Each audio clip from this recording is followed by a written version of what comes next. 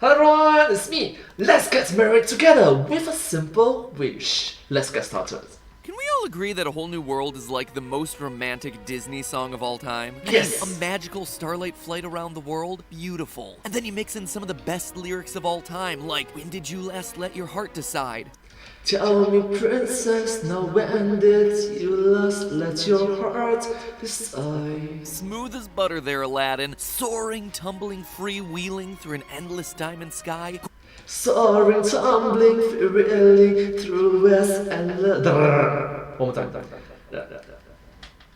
Soaring, tumbling, reeling through an endless diamond sky, a whole new world. Gorgeous poetry. Don't you dare close your eyes. Ooh.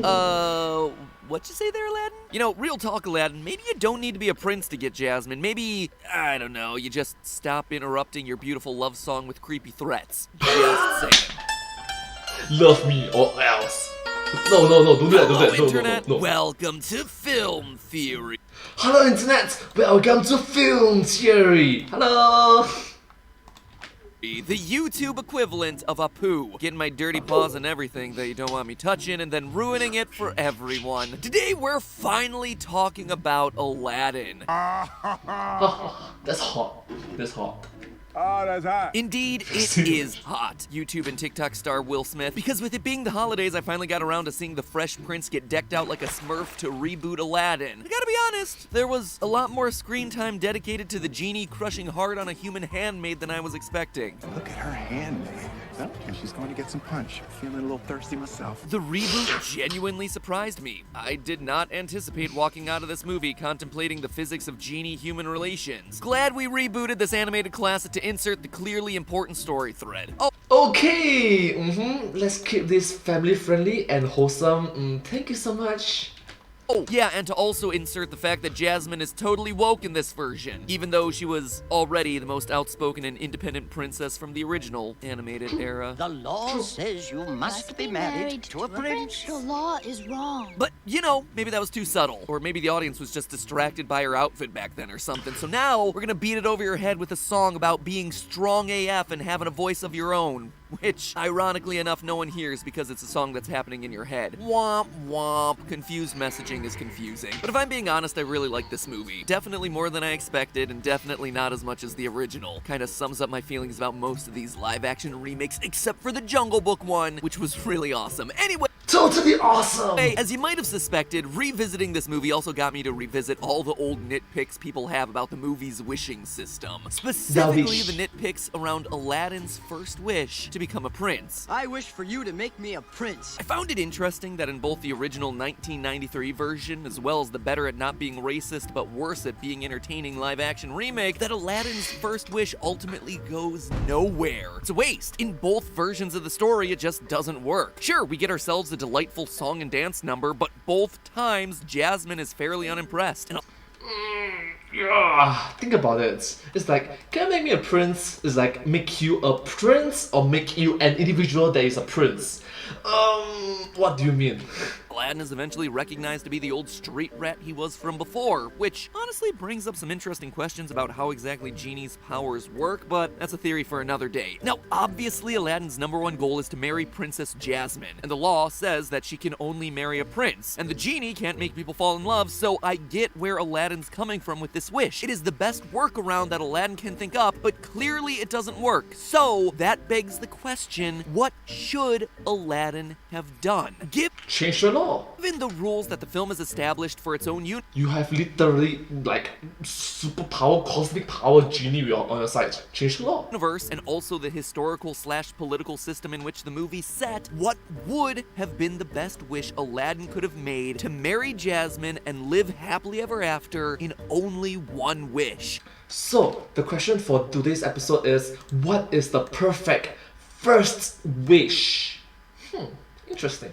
Which then leaves two others left for, I don't know, whatever he wants. A lifetime supply of classic 90s snack foods. 3D Doritos, you were so gnarly, and you were so dead before your time. So let's not waste any more time. Mr. Aladdin, sir, what should your one wish be? Let's do some research, get creative, you ain't never had a theory like me.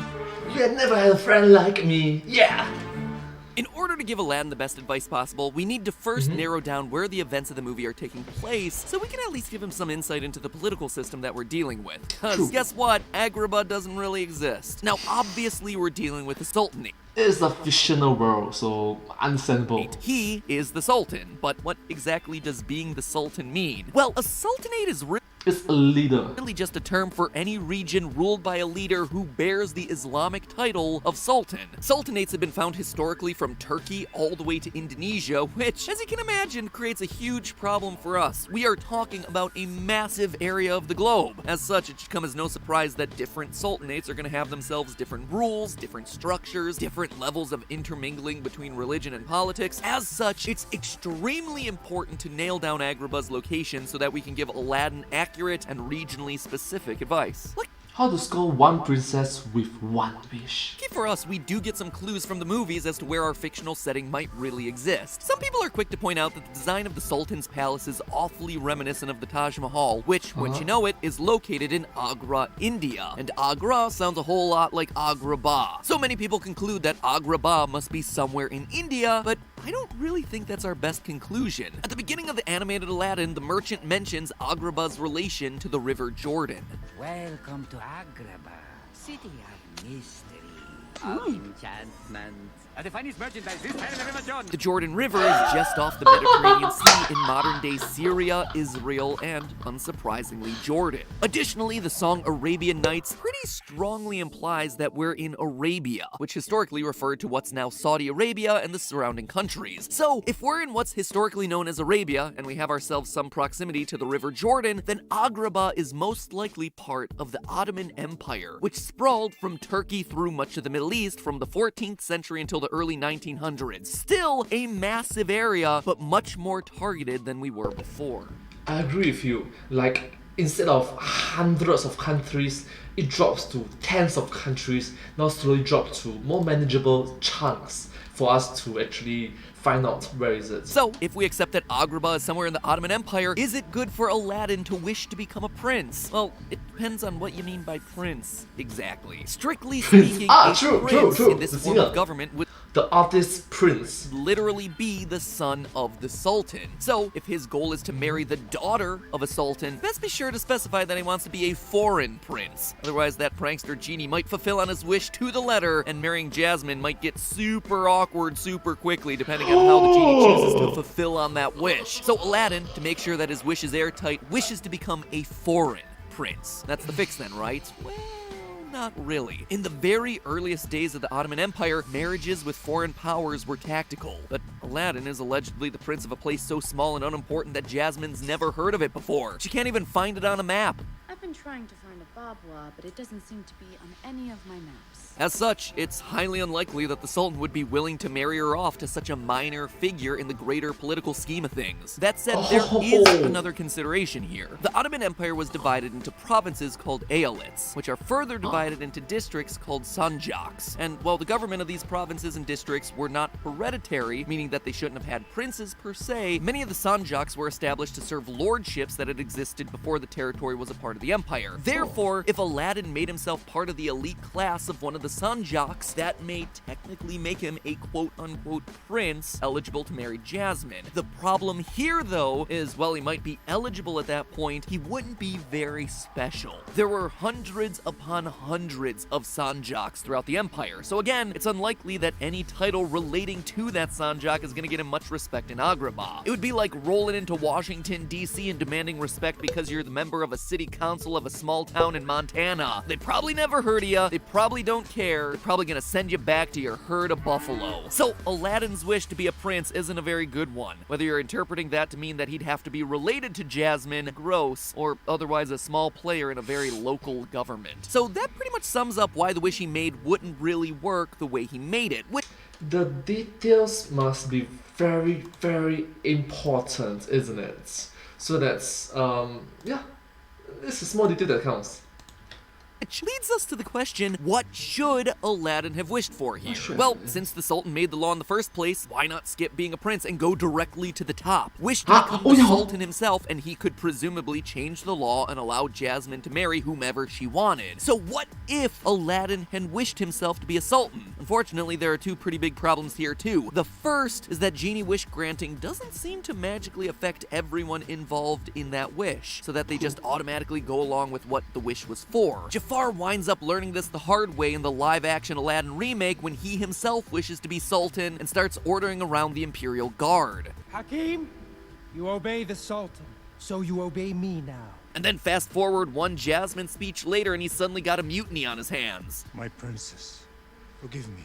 Guards, arrest the vizier. Let's think this through. The Imperial Guard basically just decides whom they want to follow regardless of who actually holds the title of Sultan. And if they're willing to turn on the Grand Vizier, the closest advisor to the Sultan, do we really think that they would have respected Aladdin's authority if he just showed up and magically made himself the Sultan? They would have probably had him executed for trying to usurp the throne. And that's a whole mess that Aladdin doesn't want to get himself mixed up in. The Ottoman Empire wasn't exactly shy about committing executions. And, well, let's just say that the quality of your execution could vary a lot. If you were lucky, you got yourself a quick and pleasant way to die, like being strangled to death by someone's bare hands. If you were unlucky, you might get yourself hung from a meat hook, Chainsaw Massacre style. The Ottoman Empire did not mess around. And that's not all. Let's assume that the Imperial Guard and the rest of the government was okay with Aladdin living as the usurping Sultan. Even if they were okay with it, other people definitely wouldn't be. You see, succession in the Ottoman Empire was often a pretty messy business. When a Sultan died,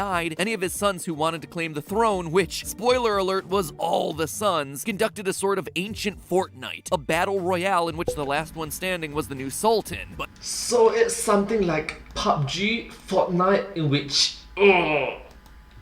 But Pat, Aladdin wouldn't have to worry about that because the Sultan's only child was Jasmine. True, you're absolutely right, but it doesn't mean that he's out of the woods just yet. In its later years, the Ottoman Empire practiced what's called agnatic succession, meaning that the eldest living male in the dynasty would take over when the Sultan died. So if the Sultan had himself a brother, or a male cousin, or some crusty old uncle, any of those would likely have had a similarly strong claim to the throne and could have tackled Aladdin. And trust me, when you took the throne that someone else wanted in the Ottoman Empire, you were gonna have yourself a bad time. Assassinations happened all the time in this culture. Now, there are lots of assassination stories from this period in history, but my personal favorite is Sultan Osman II, who was assassinated by a guy called, get this, Pehlivan the oil wrestler. But oh wait, my friends, there's more to this story. You see, the method of death in this assassination, it's officially listed as, quote, compression of the testicles. Oh my gosh!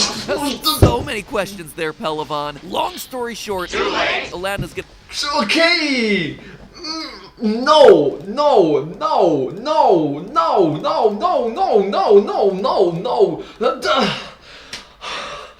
Okay, no, to have himself a lot of problems if he wishes to become the Sultan. The nicest of which is that everyone ignores him, and the worst of which is that someone is gonna come and squeeze his magic lamp so hard that his diamonds pop out of the rough. Alright, so it's gonna be hard for Aladdin to hop into this line of succession without either getting himself ignored if he shoots too low, or killed if he shoots too high. So what if he just gets creative and breaks the system outright? What if Aladdin just wishes Agrabah stopped being a sultanate? And that would get rid of the rule that prevents him from marrying Jasmine, right? Well, it would, but then it would open up a whole new set of problems for him. For commoners during the Ottoman Empire, young men and women had zero say in whom they got to marry. It was really just an arrangement brokered by the two sets of parents. Aladdin has himself no parents around to help him even approach the situation. And we know that his long-lost father isn't going to be getting involved in his life until he needs help finding the ultimate treasure. Hashtag straight-to-video sequel. So Aladdin has himself an uphill battle. He somehow needs to get the law changed without altering Agrabah's social order or ruffling the feathers of those in charge by creating a successional crisis. So when you actually look at Aladdin's situation, it's pretty darn complex. He has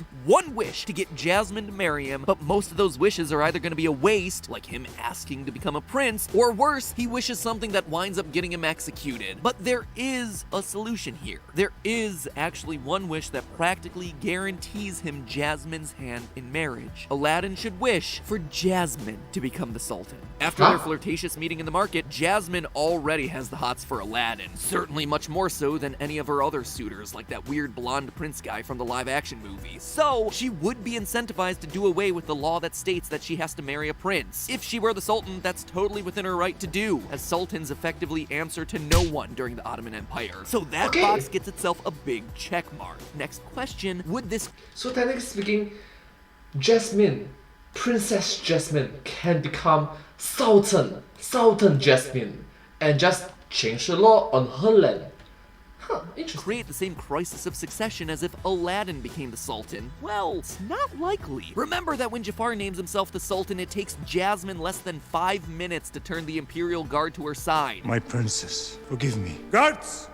Arrest the vizier! The Sultan himself wouldn't seem to put up too much of a fight either, because he literally gives up control of Agrabah to her at the end of the live-action remake. And hey, why shouldn't she rule? She's charismatic enough to lead, she has Agrabah's best interests at heart, plus she has herself a pet tiger and she likes to study maps. But I'm sure you're all thinking one thing here. Would the Ottoman Empire have been ready to accept a female as Sultan?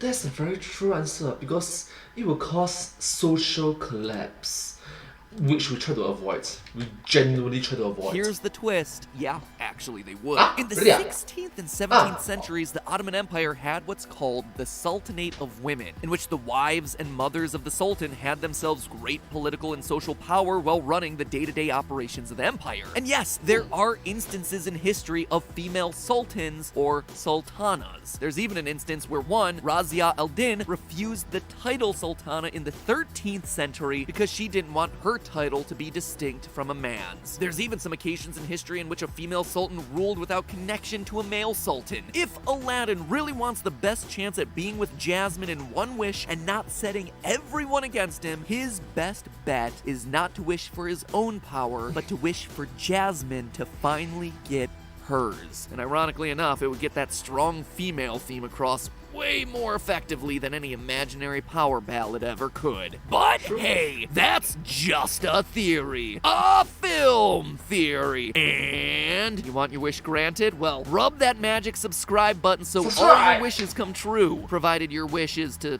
wish for more theories about your favorite film, TV, and YouTube series. Or maybe your wish is to help us get that diamond play button, in which case, thank you for helping to grant that wish.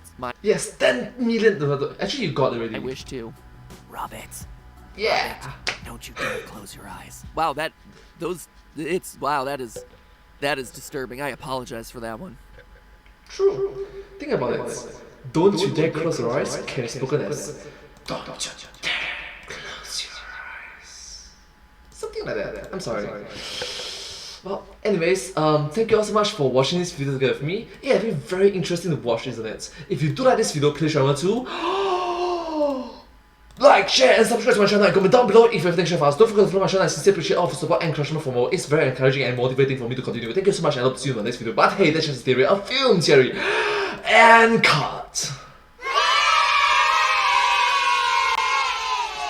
And I hope to see you all in my next video. Bye bye. Bye bye. Bye bye. Wow, I just do that. Wow. Oh my gosh, awesome.